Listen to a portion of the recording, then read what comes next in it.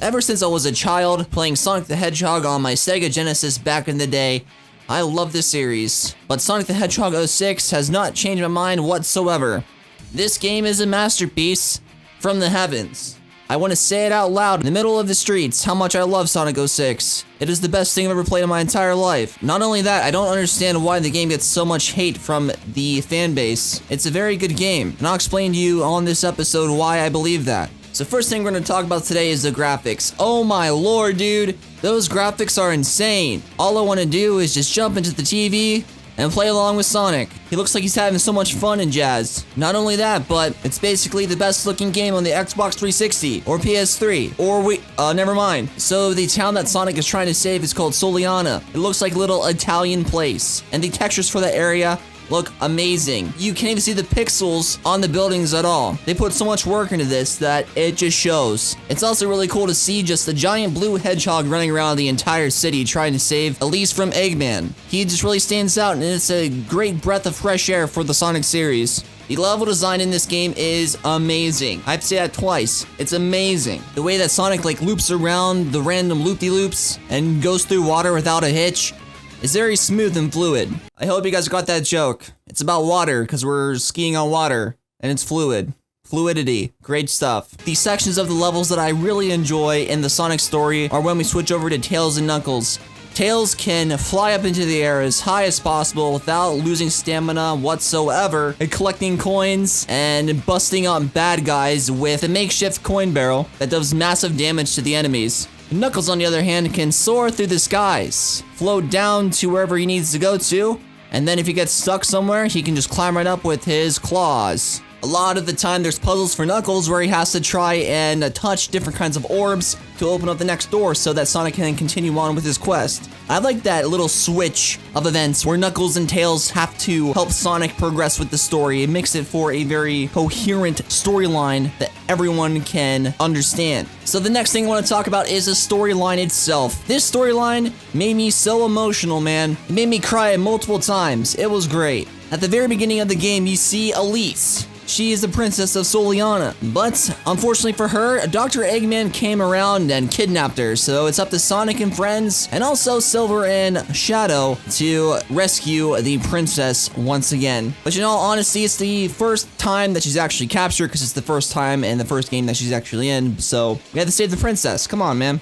I love how the Sega team incorporates the princess mechanism into this game. It really adds a depth feel to the Sonic story itself, and also gives a new meaning to, oh my god, your princess is in another castle, dude. You better go get her. So fast forward a little bit in time after a few levels that we had to complete, and would you look at that? Sonic has saved Elise. Yeah!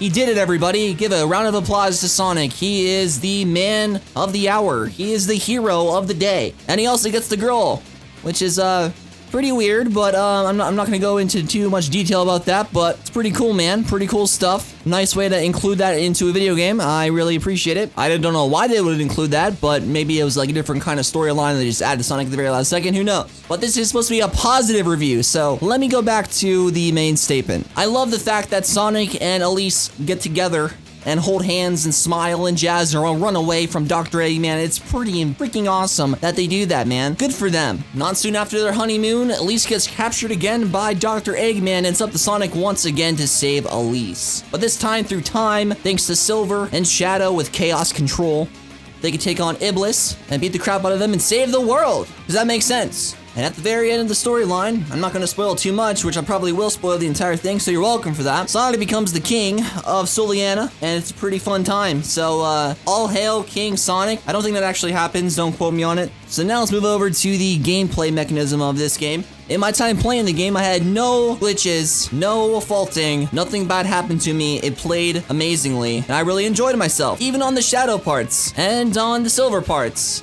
It was all the same. It was very easy, very intuitive, and I had a great time. My only gripe with the Silver story is that it wasn't long enough. Silver needs to have his own game, dude, because that would be freaking awesome, right? Trying to solve puzzles with your physics. I would love it to death. And not only that, it would probably revive the Sonic series for the people who were disrespecting it, dude. So last but not least, let's talk about the multiplayer for this game. It is awesome. I love playing with my friends late at night online, trying to face each other against the best of the maps of Sonic 06. It really adds for the experience to increase the longevity of the game, and also brings friends together because we can all talk about how great this game is. Well, all in all, I think this game is a fantastic game. I hope you all try to order it or buy it online or whatever. It's pretty cheap at this point.